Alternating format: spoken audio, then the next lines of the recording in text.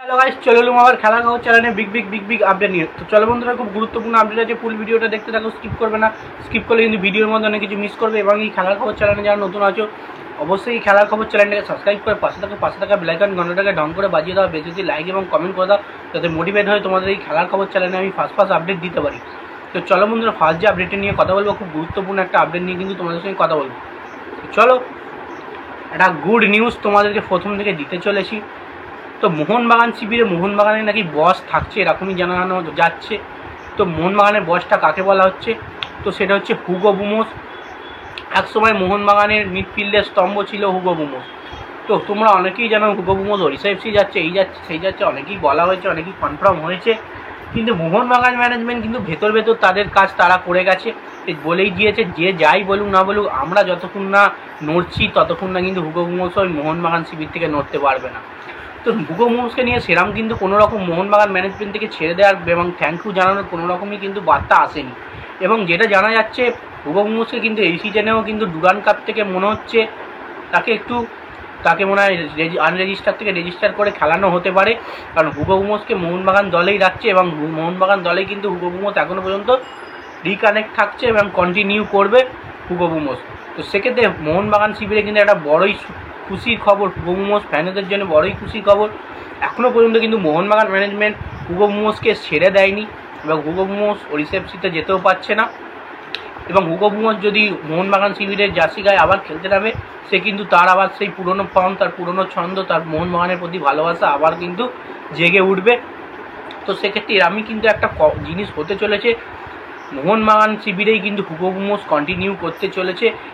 সামোস Durand cup থেকে কিন্তু Hugo বুমোসকে Mohun Bagan শিবিরে হয়তো রিকানেক্ট করাতে পারে এবং দলে না থাকতে পারে এবং অনুশীলনও করতে পারে এবং খেলতেও পারে, এরকম একটা কথাবার্তা আছে।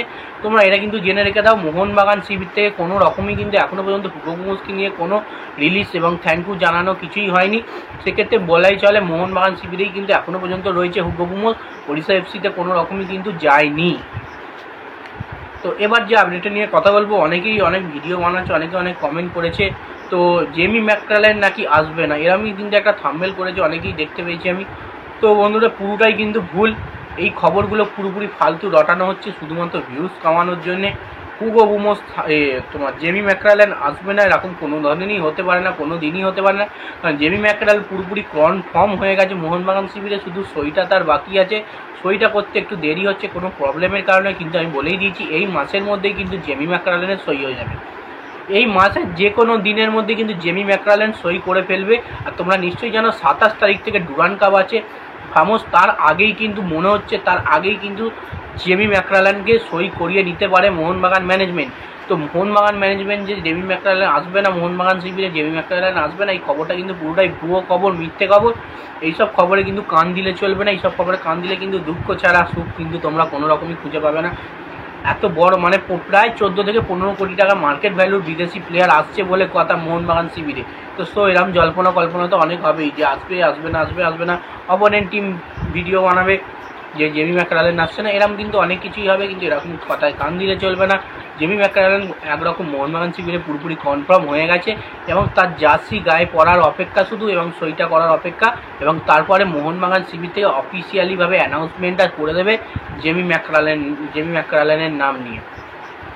তো এবার যে আপডেটটা নিয়ে কথা বলবো সেটা হচ্ছে মোহনবাগানেরই জুনিয়র দলের হেড কোচ ছিল বাস্তব রায়। তো বাস্তব রায় কিন্তু সিনিয়র দলে যোগ দিল। তো সিনিয়র দলে যোগ দিল সেটা তো জানি আমরা, সিনিয়র দলে কবে থেকে সে কোচিং করানো শুরু করবেন এবং সেটাই হচ্ছে মূল দেখা। তো সেক্ষেত্রে ডুরান্ড কাপ থেকে নিশ্চয়ই মোহনবাগান শিবিরে যোগ দেবে এই বাস্তব রায়। নিশ্চয়ই যেন বিদেশির সঙ্গে সঙ্গে কিন্তু কিছু ইন্ডিয়ানও কোচ অবশ্যই দলে দরকার, সেক্ষেত্রে বাস্তব রায়কে অবশ্যই দলে রাখবে। এবং বাস্তব রায় কিন্তু প্রচুর পরিমাণে এক্সপিরিয়েন্স আছে দলে কোচিং করানোর জন্য, এর আগেও কিন্তু এডিকেতে বাস্তব রায় ছিল। তো সেক্ষেত্রে জোসে মলিনার পাশে কিন্তু বাস্তব রায় সবসময় থাকবে।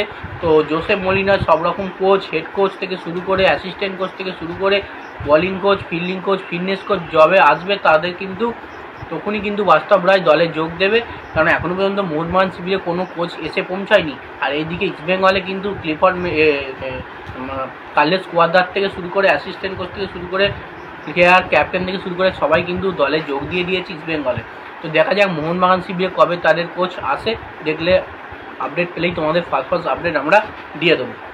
তো চলো বন্ধুরা, ভিডিওটা আজ এইটুকুই রাখছি। ভিডিওটা ভালো লেগে থাকলে লাইক কমেন্ট শেয়ার সাবস্ক্রাইব করে পাশে থাকো, আর তাড়াতাড়ি 5000 সাবস্ক্রাইব করে দাও। 2000 সাবস্ক্রাইব তোমরা কমপ্লিট করেছো।